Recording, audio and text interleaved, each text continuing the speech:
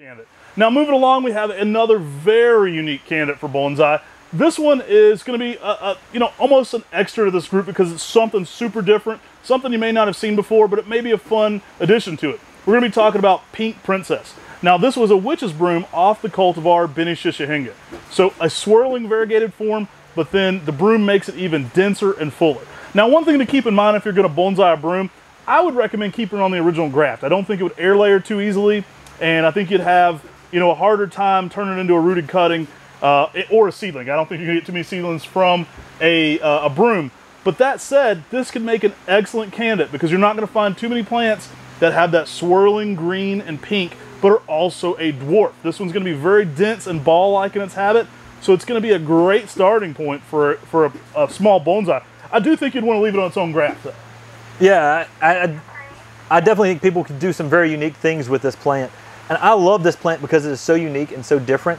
I mean, it's one of the very few dwarfs that were a broom that happened on a variegated plant. The only one I know of today. Yeah, on a maple. I mean, so unique, so different.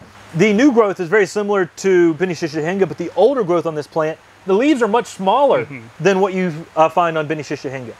And so the fact that this happened as a broom on Benishishahinga, it does put some mutations in there.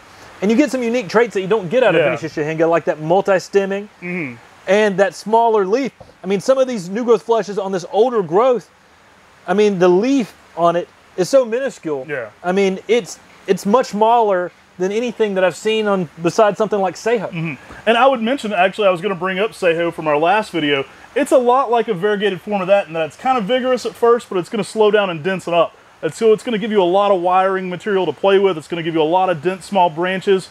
And it's very forgiving because of its very, accelerated growth at a young age, but overall staying into a small ball shape.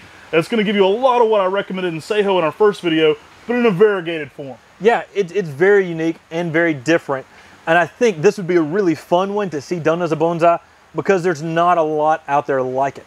This is a plant that can give something very unique and very different, and you could really make a unique bonsai specimen that would stand out from everything else. It would be very unique. It's definitely going to be one that hasn't been done before. It's a one we introduced here at the nursery, put a name on. Carl Munn actually found the original broom, and we put a name on it with him. But I don't think it's been done too much in the trade period, but it would make a really outside the box candidate for bonsai. Now,